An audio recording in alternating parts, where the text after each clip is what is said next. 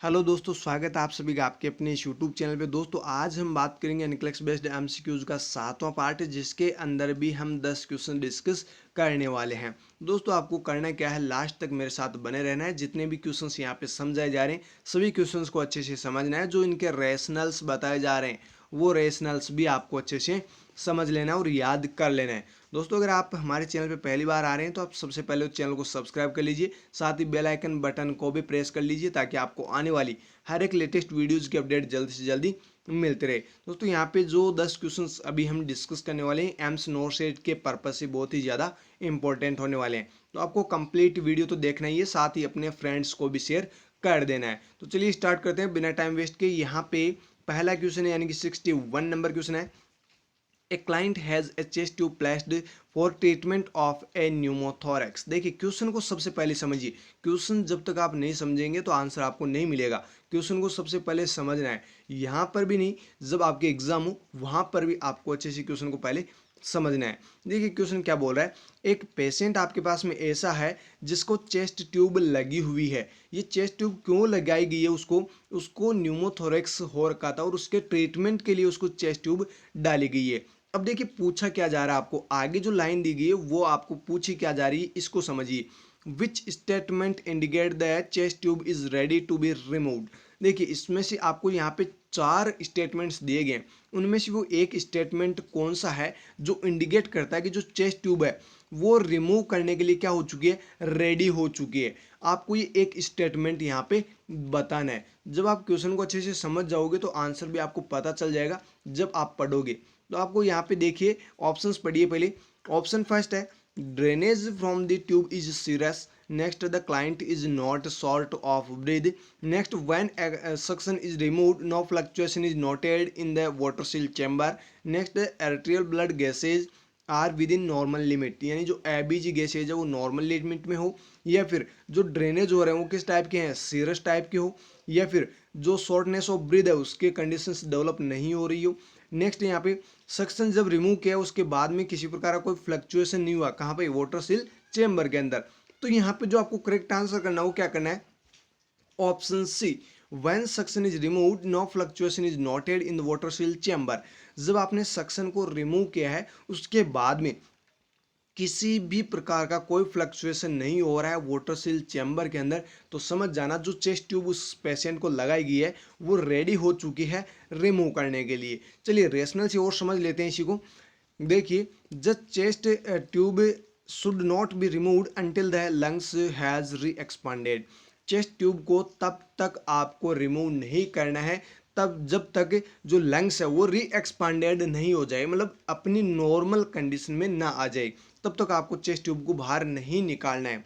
अब देखिए one indication of री expansion in is lake of fluctuation in the water seal chamber. अब आपको पता कैसे चलेगा कि लंग्स जो है वो री एक्सपांडेड हुए कि नहीं हुए, तो इसका एक ही इंडिकेशन है और वो क्या है, जो री एक्सपांसन है उसका सिर्फ और सिर्फ एक ही इंडिकेशन है, वो क्या है, जो वाटर सील चैम्बर लगा हुआ है उसमें किसी भी प्रकार का फ्लक्चुएशन नहीं होगा। अगर फ्लक्चुएशन नहीं हो रहा है तो समझ जाइएगा जो लंग्स वो री एक्सपांसन हो चुके हैं और उसमें जो चेस्ट ट्यूब लगी हुई है उसको आप रिमूव कर सकते हैं। अगर ये फ्लक्चुएशंस यहाँ जो वाटर सील चैम्बर है उसके अंदर डेवलप हो रहे हैं, या फिर इस वाटर सील चैम्बर के अंदर आपको किसी प्रकार कोई फ्लक्चुएशन दिखाई दे रहे हैं, तो आपको बिल्कुल भी चेस्ट ट्यूब को रिमूव नहीं करना है।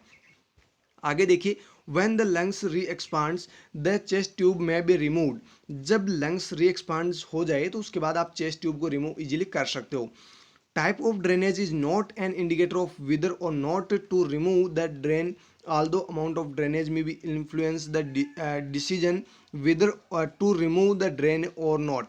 देखिए अगर किसी प्रकार कोई ड्रेनेज यहाँ पे हो रहा है, जैसे आपने ऑप्शन फर्स्ट देखा था सीरस टाइप का, अगर ट्यूब के अंदर ड्रेनेज हो रहा है तो उस टाइम आपको बिल्कुल भी चेस्ट ट्यूब को रिमूव नहीं करनी है। हो सकता है वो किसी किसी अदर कॉम्प्लिकेशन को दर्शा रहा हो, या फिर कोई किसी और प्रकार की जो डिफॉर्मिटी हुई है, या फिर कोई अलग से कोई कॉम्प्लिकेशन डेवलप हुआ है तो उसको दिखा रहा हो, तो आपको चेस्ट ट्यूब वहाँ पे मतलब रिमूव नहीं करनी है। अब आगे देखिए, the client subjective feeling of shortness of breath and arterial blood gases within normal limits are not use to determine removal of chest tube. अगर एबीजी वैल्यू या फिर शॉर्टनेस ऑफ ब्रीथ अगर नॉर्मल लिमिट के अंदर आती है तो वो चेस्ट ट्यूब को रिमूव करने के लिए किसी भी प्रकार से वो इंडिकेट नहीं करती है। जो एकमात्र इंडिकेशन है वो क्या है, री एक्सपांसन होना। और री एक्सपांसन का आपको पता कैसे चल पाएगा, जब जो फ्लक्चुएशन है वो वाटर सील चैम्बर के अंदर बिल्कुल भी नहीं होंगे। तो जो फ्लक्चुएशंस वाटर सील चैम्बर के अंदर अगर होते हैं तो आपको चेस्ट ट्यूब नहीं निकालनी। अगर फ्लक्चुएशंस नहीं हो रहे हैं तो आप चेस्ट ट्यूब को इजीली रिमूव कर सकते हैं। तो ये आपको ध्यान रखना है, बहुत ही अच्छा क्वेश्चन है। यहाँ से इमेज बेस्ड क्वेश्चंस भी पूछे जाते हैं, वो आपको आगे बताए जाएंगे। वाटर सील चैम्बर से क्वेश्चंस पूछे गए हैं एम्स दिल्ली के एग्जाम में और अभी भी पूछे जा सकते हैं, तो वो आपको इमेज बेस्ड में बता दिए जाएंगे। नेक्स्ट क्वेश्चन देखिए, the nurse is helping client to bed when the client begins having a generalized scissor.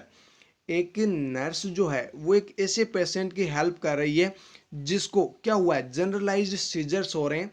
Seizures मतलब जो जनरलाइज्ड सीजर्स है उसकी कंडीशंस डेवलप हो रही है, उस पेशेंट की नर्स क्या कर रही है, हेल्प कर रही है। Which action should the nurse take first. अब ये आपको पूछा गया कि वहाँ पे नर्स सबसे पहले क्या करेगी। अगर किसी पेशेंट को, मान लो आप एज ए नर्स वार्ड में काम कर रहे हो या फिर कहीं पर भी आप काम कर रहे हो, वहाँ पे किसी पेशेंट को जनरलाइज्ड सीजर्स डेवलप हो रहे हैं, वो बेड पे रेस्ट कर रहा है, उसको जनरलाइज्ड सीजर्स वहाँ पे डेवलप हो रहे हैं, तो आप सबसे पहले क्या करेंगे। अब देखिए यहाँ पे ऑप्शंस आपको दिए गए। देखिए ऑप्शन फर्स्ट है place the tongue blade in the client's mouth. Next assist the client to the floor into the side lying position. Next restrain the client. Next notify the physician. कुछ लोग तो यहाँ पे करके आ जाएंगे answer notify the physician, और आपका answer क्या हो जाएगा, गलत हो जाएगा। ये आपको बिल्कुल भी नहीं करना है। और यहाँ पे कुछ बच्चे करेंगे option C restrain the client, client को बांध देते हैं, इसको सीजर्स में मतलब इसको किसी प्रकार की कोई हानि नहीं होगी, तो आपको बांधना भी नहीं है, ये भी आपका आंसर क्या हो जाएगा, गलत हो जाएगा। यहाँ पे जो आपको करेक्ट आंसर करना हो क्या करना, option B assist the client to the floor into a side line position. Patient को फ्लोर के ऊपर लिटा देना है, वो भी कौन सी पोजीशन के अंदर, साइड लाइन पोजीशन के अंदर, और उसको असेस करना है। ये आपको काम वहाँ पे सबसे पहले करना है। नहीं आपको कोई टंग ब्लेड लगानी है माउथ के अंदर, अगर आप ऐसा करते हैं तो उसकी वजह से कोई भी इंजरी वगैरह हो सकते हैं, माउथ के अंदर हेमरेज वगैरह हो सकते हैं उसकी वजह से, तो आपको ये काम भी नहीं करना है। तो आपको ये 3 काम तो बिल्कुल भी नहीं करने हैं। जो आपको करना है वो क्या करना है, साइड लाइन पोजीशन आपको दे देनी है फ्लोर के ऊपर लिटा के। चलिए नेक्स्ट क्वेश्चन, यहाँ पे पहले इसका रेशनल भी समझ लेते हैं, क्यों देते हैं। By assisting the client to the floor the nurse prevents harm to the client. जब नर्स फ्लोर के ऊपर पेशेंट को असिस्ट कर रही है तो सबसे पहला काम होता है नर्स का कि उसको बचाना है, प्रिवेंट उसको करना है किसी हार्मफुल सिचुएशन से। अब आगे देखिए, the side lying position prevents aspiration should the client vomit. अगर पेशेंट को वॉमिटिंग जैसी कंडीशंस भी डेवलप हो सकती है, हो सकता है रिगर्जिटेशन हो जाए सीजर्स की वजह से, तो जो वॉमिटिंग की जो कंडीशंस डेवलप हो रही तो उसकी वजह से पेशेंट को एस्पायरेशन हो सकता है। उस एस्पायरेशन से प्रिवेंट करने के लिए उसको कौन सी पोजीशन देनी है, साइड लाइन पोजीशन। तो ये सबसे पहला काम आपको करना है। अब आगे देखिए, when a client is experiencing a seizure nothing should be placed in the client's mouth। अगर पेशेंट को सीजर्स आ रहे हैं तो पेशेंट के माउथ के अंदर कुछ भी नहीं लगाना है। पहला ऑप्शन आपको यही दिया गया था कि जो ब्लेड है वो माउथ के अंदर, पेशेंट जो क्लाइंट है उसके माउथ के अंदर लगानी है, तो वो आपको बिल्कुल भी नहीं लगानी है। अगर सीजर्स डेवलप हो रहे हैं तो ऐसा काम तो आपको करना ही नहीं है। आगे देखिए, in addition the client should not be restrain. Patient को बांधना भी नहीं है, रिस्टेन भी नहीं करना है। Next, however linens or a pillow should be placed around the client to prevent injury. हाँ ये काम आप कर सकते हो, लिनन्स या फिर पिलो आप लगा सकते हो जिससे पेशेंट को किसी प्रकार की कोई इंजरी अदर से ना हो। The physician may be notified after the client is safe. जब पेशेंट सेफ हो जाए, जब क्लाइंट थोड़ा सेफ हो जाए तो उसके बाद आप फिजिशियन को नोटिफाई करें।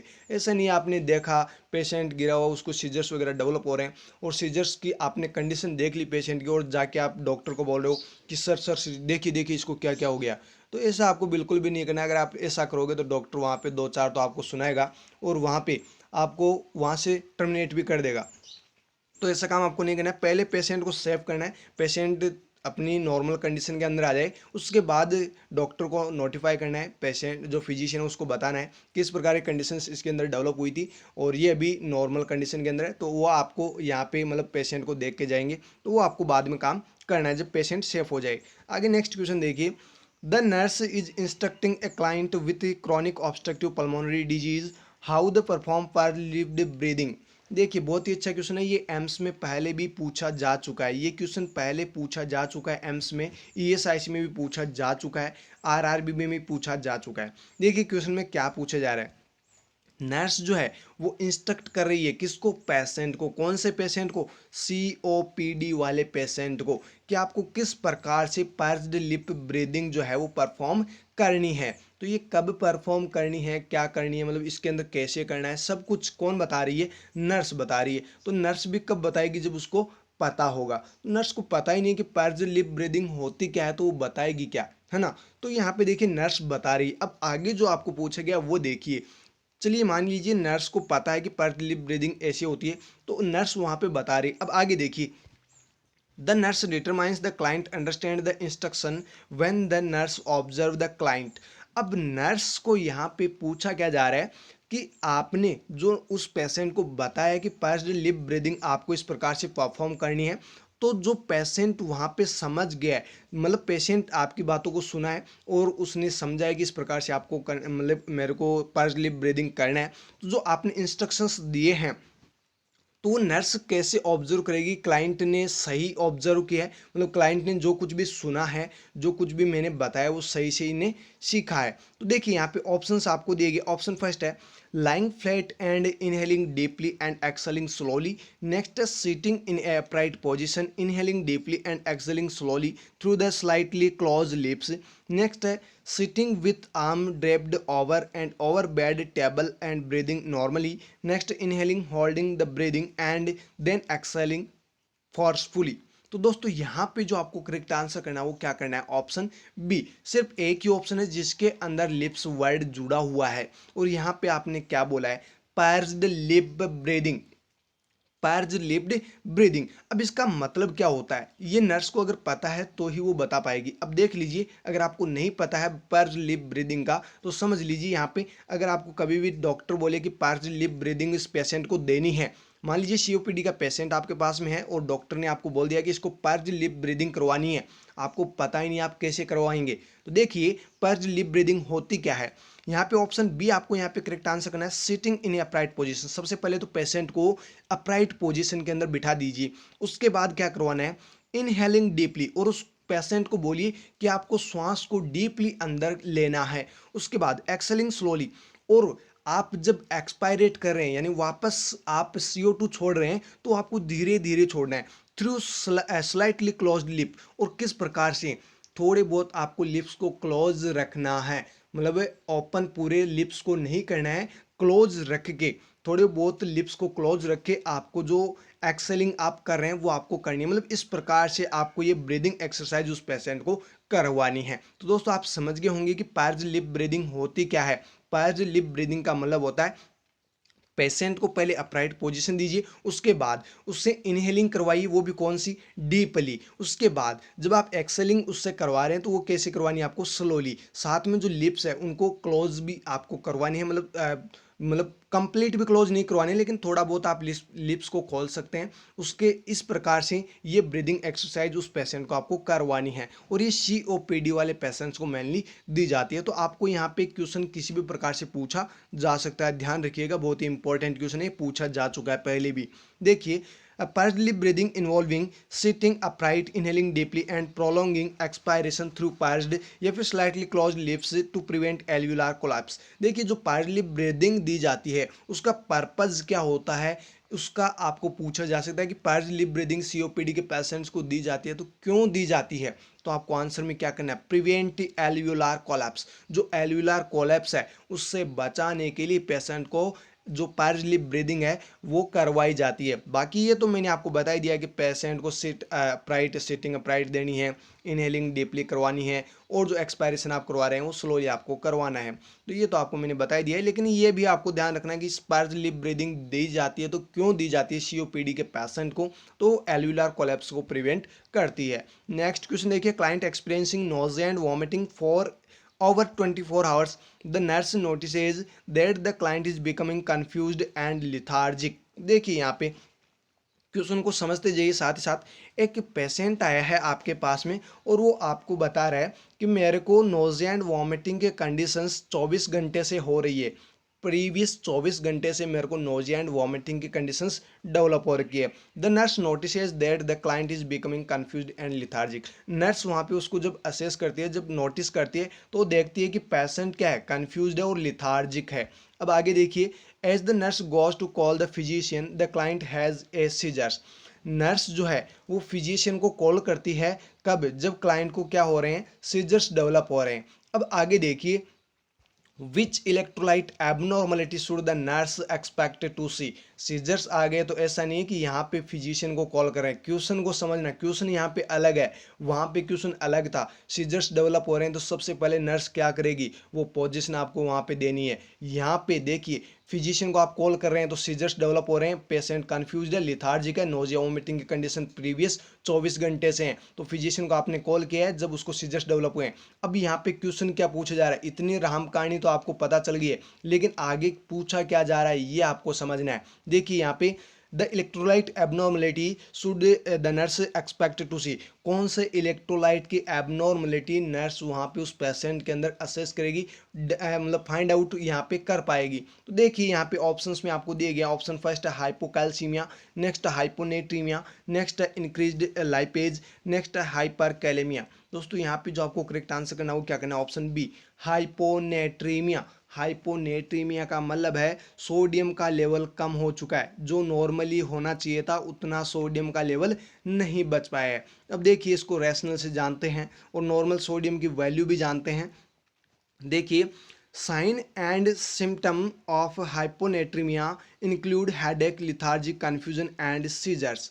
सबसे पहले तो आपको यही ध्यान रखना है, अगर हाइपोनेट्रीमिया किसी भी पर्सन में होगा तो उसमें कौन कौन से साइन सिम्टम्स डेवलप होंगे। एक तो हेडेक होगा, लिथार्जिक होगा, वो कन्फ्यूजन रहेगा, साथ ही सीजर्स भी उस पेशेंट के अंदर डेवलप होंगे। तो अगर आपको ये साइन एंड सिम्टम्स पता है तो आपको पता चल जाएगा कि कौन से इलेक्ट्रोलाइट इम्बेलेंस इस पेशेंट के अंदर हुआ है। तो headache, lethargic, confusion and seizures के कोई भी ऑप्शंस आपको मिले और पूछे कौन से इलेक्ट्रोलाइट की एबनॉर्मलिटी हुई है, तो आपको आंसर सीधा कर देना है हाइपोनेट्रीमिया। Next hypocalcaemia. हाइपोकैल्सीमिया में क्या होगा, hypocalcemia is usually manifested by increased neurological activity. अगर कैल्शियम का लेवल कम हो जाता है बॉडी के अंदर तो उसकी वजह से न्यूरोलॉजिकल एक्टिविटी क्या हो जाती है, बढ़ जाती है। न्यूरोलॉजिकल एक्टिविटी बढ़ जाती है हाइपोकैल्सीमिया के अंदर। ये सारे रेशनल्स ध्यान रखना, कभी भी कोई सा भी क्वेश्चंस आपको पूछा जा सकता है। आगे देखिए, hyperkalaemia. Hyperkalaemia is characterised by dysrhythmias. अगर पोटेशियम का लेवल बढ़ जाता है तो उससे डिसरिदमिया होने के बहुत ज़्यादा चांसेस होते हैं। तो आपको ध्यान रखना है, हाइपरकैलेमिया की वजह से डिसरिदमिया पेशेंट के अंदर हो सकता है। Lipase is not an electrolyte. Lipase किसी प्रकार का इलेक्ट्रोलाइट नहीं है, ये एक प्रकार का टेस्ट होता है जो लीवर फंक्शन के अंदर किया जाता है। ये लीवर फंक्शन टेस्ट के अंदर इसको मॉनिटर किया जाता है। नेक्स्ट क्वेश्चन देखिए, यहाँ पे वैसे सोडियम की वैल्यू इस नेक्स्ट क्वेश्चन के अंदर आ रही है, टेंशन मत लीजिए। A client's sodium is 122 milli equivalent per litre, which action is priority nursing intervention. देखिए क्वेश्चन वही है, हाइपोनेट्रीमिया का ही क्वेश्चन है। यहाँ पे एक पेशेंट है जिसका सोडियम लेवल आपको बता रखा है कि 122 मिली इक्विवेलेंट पर लीटर है। यहाँ पे सबसे पहले नर्स क्या करेगी या इसका क्या मैनेजमेंट नर्स यहाँ पे सबसे पहले करेगी, सीधा सीधा सवाल आपको पूछा गया है। देखिए सबसे पहले समझ लेते हैं नॉर्मल वैल्यू। सोडियम की नॉर्मल वैल्यू होती है 135 to 145 milli equivalent per litre. समझ लीजिए 135 to 145 milli equivalent per litre, ये बार बार एग्जाम में पूछा भी जाता है, तो ये भी वैल्यू आपको ध्यान रखनी है। अब देखिए यहाँ पे सोडियम की वैल्यू क्या है, 122, यानी कि 135 से भी क्या जा रही है, बिलो जा रही है। तो मतलब ये क्या है, हाइपोनेट्रीमिया। अगर 145 से ऊपर होती इसकी वैल्यू तो फिर वो कहलाती हाइपरनेट्रीमिया। यहाँ पे हाइपोनेट्रीमिया पेशेंट को हो रखा है, तो यहाँ पे नर्स सबसे पहले क्या मैनेजमेंट करेगी, ऑप्शंस में आपको दिए गए हैं।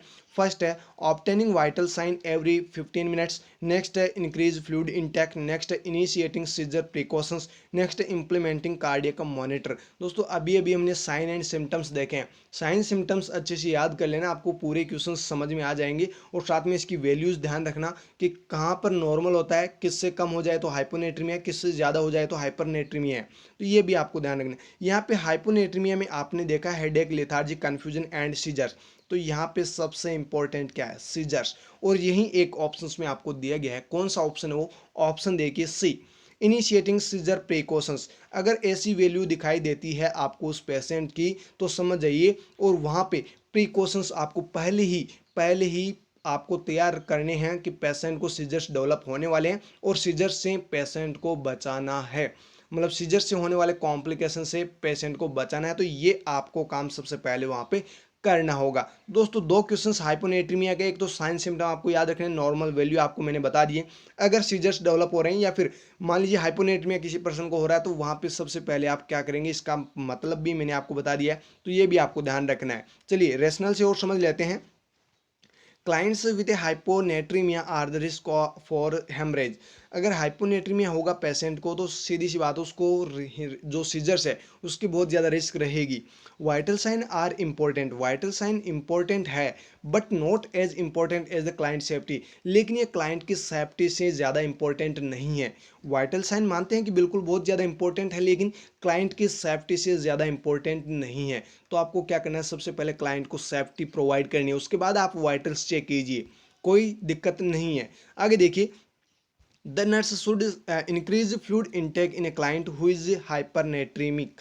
अगर जो पेशेंट वहाँ पे हाइपोनेट्रीमिया का है उसको अगर आप इंक्रीज फ्लूइड इनटेक करवा रहे हैं तो उसकी वजह से जो क्लाइंट, मतलब आप इंक्रीज जो फ्लूइड इनटेक देते हैं वो कौन से कंडीशन में देते हैं, कुल मिला के बात ये है। तो आपको आंसर में करना है हाइपरनेट्रीमिक। अगर हाइपरनेट्रीमिक का पेशेंट आपके पास में आता है तो उसको आप इंक्रीज फ्लूइड इनटेक का आप वहाँ पे मैनेजमेंट कर सकते हैं, लेकिन यहाँ पे हाइपोनेट्रीमिया का पेशेंट है। आगे देखिए, cardiac monitoring is important for the client of hypo और हाइपरकैलेमिया। मतलब हाइपोकैलेमिया एंड हाइपरकैलेमिया किसी भी पर्सन को होता है तो उसके अंदर कार्डियक मॉनिटरिंग बहुत ही ज़्यादा इंपॉर्टेंट वहाँ पे होती है। तो आपको ये क्वेश्चन भी ध्यान रखना है, ये बार बार एग्जाम्स में पूछा जा चुका है, प्रीवियस एग्जाम्स के अंदर हाइपरकैलेमिया और हाइपोकैलेमिया से क्वेश्चन पूछे ही पूछे जाते हैं। एम्स नोरसेट में हाइपोकैलेमिया का पूछा गया था, कौन सी वेव सीन होती है ईसीजी के अंदर, और वहाँ पे आपको आंसर करना था you wave. You wave specially दिखाई किस में देती है, हाइपोकैलेमिया के अंदर। ये नोरसेट 2020 में पूछा गया था। वैसे नोरसेट 2020 का आपको पेपर भी बताया जाएगा वैसे कंप्लीट, आप टेंशन ना लीजिए। तब तक आप यहाँ पे जो भी क्वेश्चंस बताए जा रहे हैं वो आप समझिए, और जितने भी क्वेश्चंस आपको सॉल्व कराए जा रहे हैं वो आप सारे के सारे याद कर लीजिए। नेक्स्ट क्वेश्चन देखिए, बहुत ही अच्छा क्वेश्चन है, वेरी वेरी इंपॉर्टेंट क्वेश्चन है। देखिए, the nurse working in A emergency department is carrying for a client with suspected acute myocardial infraction. Nurse कहाँ पे काम कर रही है, इमरजेंसी डिपार्टमेंट के अंदर। नर्स कहाँ पे काम कर रही है, इमरजेंसी डिपार्टमेंट के अंदर। और नर्स इससे प्रकार के, मतलब इससे क्लाइंट को वो कैरी कर रही है जिसको मतलब सस्पेक्टेड है कि इसको एक्यूट मायोकार्डियल इंफ्रैक्शन हुआ है। मतलब इसको कंप्लीट, मतलब कंफर्म तो नहीं कह सकते, लेकिन वो सस्पेक्टेड है कि इसको एक्यूट मायोकार्डियल इंफ्रैक्शन हुआ है। अब देखिए, stat blood test is ordered, stat blood test का ऑर्डर उनको दिया गया है। अब आगे देखिए, which test result should be the nurse is most concerned. जब उसकी ब्लड टेस्ट की रिपोर्ट नर्स के पास आती है तो नर्स सबसे पहले कौन सा रिजल्ट उस ब्लड टेस्ट के अंदर देखेगी और पता लगाएगी कि पेशेंट को सच में ही मायोकार्डियल इंफ्रैक्शन हुआ है। ऑप्शन देखिए, ऑप्शन में सिर्फ आपको एक ही ऐसा ऑप्शन दिया गया है जो राइट है, बाकी सारे के सारे क्या है, गलत ऑप्शन है। तो देखिए कौन सा ऑप्शन है। ऑप्शन फर्स्ट है सी के एम बी 3%, नेक्स्ट है हिमेटोक्रिट 42%, नेक्स्ट है इरिथ्रोसाइड सेडिमेंटेशन रेट यानी कि ESR 10 mm/हावर, नेक्स्ट है ग्लूकोज 115 मिलीग्राम पर डेसीलीटर। तो यहाँ पे जो आपको करेक्ट आंसर करना वो क्या करना है, सिर्फ ऑप्शन ए ही है जो राइट है, और वो है ऑप्शन ए, सी के एम बी 3% है। तो समझ जाइए पेशेंट को मायोकार्डियल इंफ्रैक्शन हुआ है। अगर ये वैल्यू नहीं आ रही है तो आपको पता चल जाएगा कि मायोकार्डियल इंफ्रैक्शन पेशेंट को नहीं हुआ है। तो देखिए यहाँ पर रेशनल से और समझ लेते हैं। The Two well-known biomarkers is used to diagnose the acute myocardial infarction are creatinine kinase and the isoform and cardiac troponin। दो ही ऐसे बायोमार्कर्स हैं जिनसे हम पता लगा सकते हैं किसका, एक्यूट मायोकार्डियल इन्फेक्शन का। वो कौन कौन से हैं? CKMB and cardiac troponin. ये दो ही बायोमार्कर्स है। तो यहाँ पे ट्रोपोनिन वर्ड तो दिया ही नहीं गया है, सिर्फ आपको एक ही वर्ड दिया गया, वो कौन सा है? CKMB। तो सीधा सीधा आपको यही का आंसर यहाँ पे कर देना है। चलिए नेक्स्ट क्वेश्चन देखते हैं। The nurse teaches a client how the collect urine for a 24 hours urine collection for protein and creatinine clearance. The nurse knows that clients understand how to collect urine when the client states। देखिए यहाँ पे nurse जो है patient को समझा रही है कि 24 आवर यूरिन आपको कलेक्शन करना है, और ये भी उनको बता रही है कि आप जो यूरिन आप यहाँ पे कलेक्ट करेंगे उससे हम क्या करेंगे, प्रोटीन और क्रिएटिनिन क्लियरेंस की जांच करेंगे। तो ये भी आप उस पेशेंट को बता रहे हैं। अब आगे देखिए क्या पूछा जा रहा है। नर्स जानती है कि पेशेंट जो है आपकी बातें समझ चुका है। अगर आपकी बातें समझ चुका है तो आप कैसे समझेंगे कि पेशेंट आपकी बातें समझ रहा है? तो पेशेंट ऐसा क्या कहेगा या फिर क्या करेगा जिससे आप पता लगाएंगे कि हमने जो बताया वो पेशेंट ने समझ लिया है? तो देखिए ऑप्शंस आपको यहाँ पे 4 दिए गए हैं। कौन कौन से हैं? ऑप्शन फर्स्ट देखिए, I will through out my first void of the morning and then start my collection. Next है I will collect all of my urine for 24 hours. Next, if I don't collect some of my urine, the test results will be still accurate. Next, I must collect urine midstream। तो दोस्तों यहाँ पे जो आपको correct answer करना है वो क्या करना है? ऑप्शन ए। यहाँ पे क्वेश्चन पूछा जा रहा है 24 आवर यूरिन कलेक्शन से। तो जो 24 आवर यूरिन कलेक्शन होता है वो कैसे किया जाता है? आपने किसको बताया? पेशेंट को। पेशेंट क्या बताएगा जिससे आपको पता चल जाएगा कि हाँ पेशेंट ने, मतलब पेशेंट ने जो बताया है वो कौन सा बताया जो हमने उसको समझाया है। तो देखिए यहाँ पे जो आपको करेक्ट आंसर करना है वो क्या करना है? Option A, I will through out my first word of the morning and then start my collection. जब पेशेंट आपको बताएगा कि मेरे को क्या करना है, जो फर्स्ट वर्ड होगी उसको थोड़ा सा रिमूव करना है, उसके बाद कलेक्शन यूरिन का कर लेना है। तो मतलब ये अगर स्टेटमेंट पेशेंट कह रहा है तो आप समझ जाएंगे कि हाँ जो मैंने आप पेशेंट को समझाया है वो पेशेंट ने बिल्कुल अच्छे से समझ लिया है। तो ये आपको यहाँ पे स्टेटमेंट करेक्ट करना है। यहाँ पे नेक्स्ट क्वेश्चन देखिए, which test is most commonly used to determine the area of myocardial damage during or after the myocardial infarction। देखिए एमआई का दूसरा क्वेश्चन है, यहाँ पे बहुत ही अच्छा क्वेश्चन है। कौन सा मोस्ट कॉमनली टेस्ट जो यूज लिया जाता है किसको डिटरमाइन करने के लिए? मायोकार्डियल डैमेज को और मायोकार्डियल इन्फ्रैक्शन को।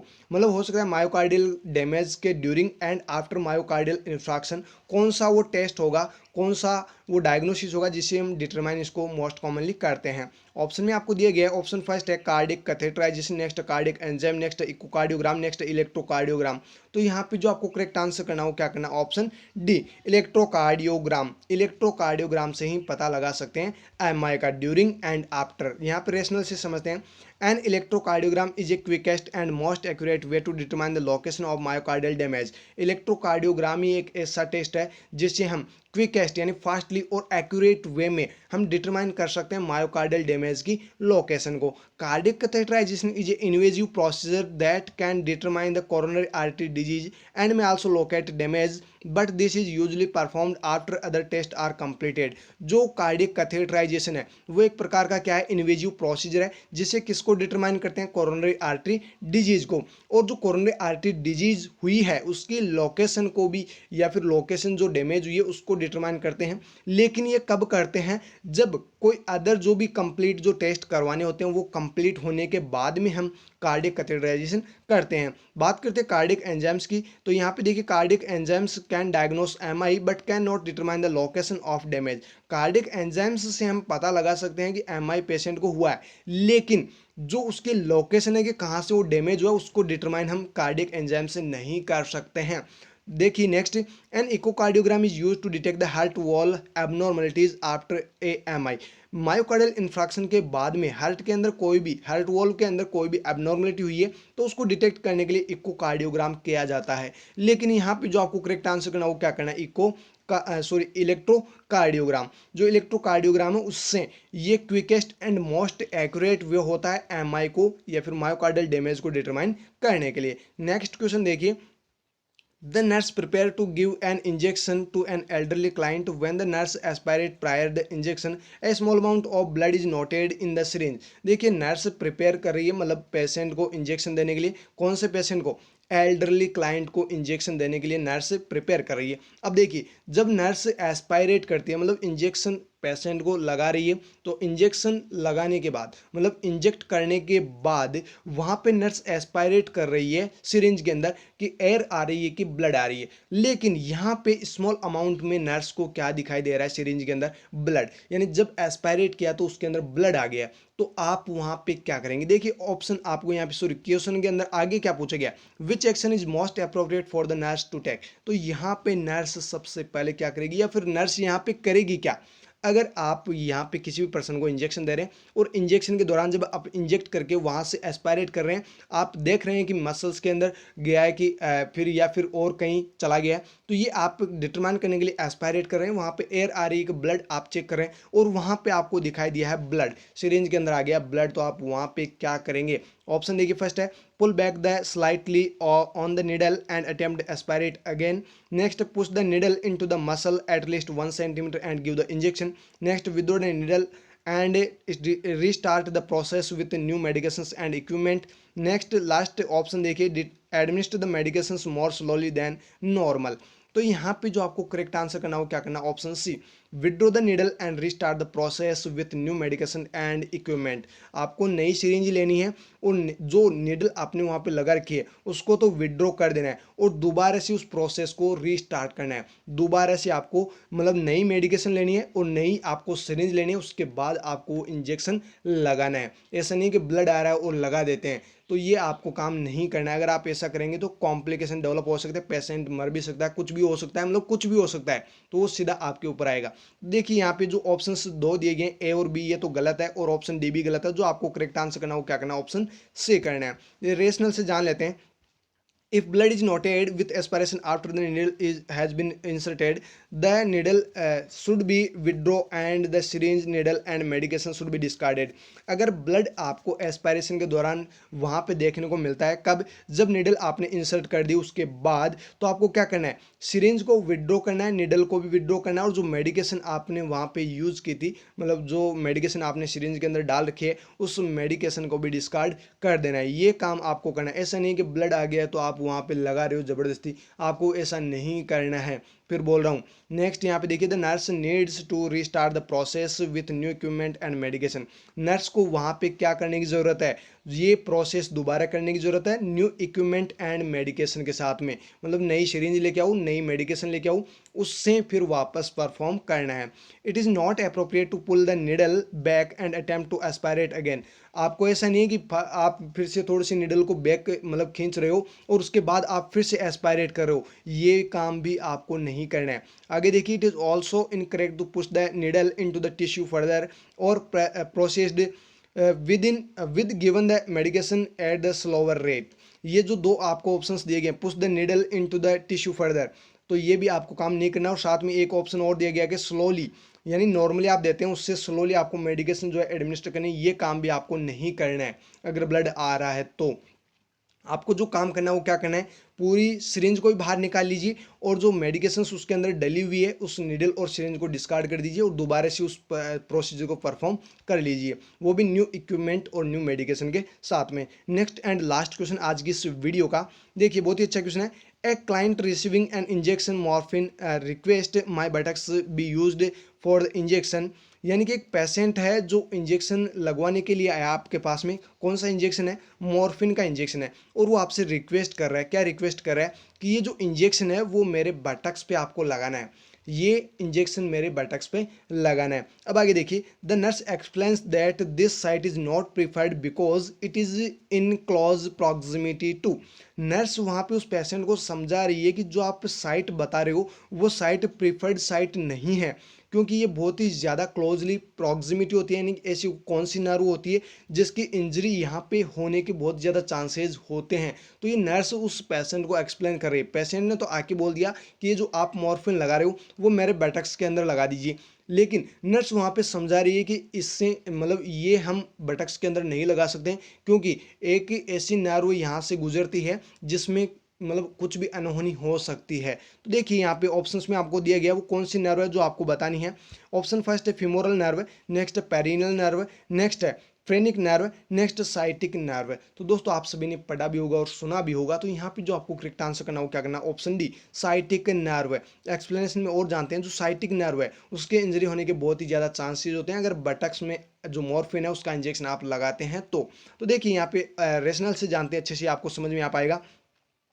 The sciatic nerve runs close proximity to the dorsogluteal site, जो डोर्सोग्लूटियल साइट है उसी के पास से गुजरती है साइटिक नर्व, और उसमें इंजरी होने के बहुत ज़्यादा चांसेस होते हैं।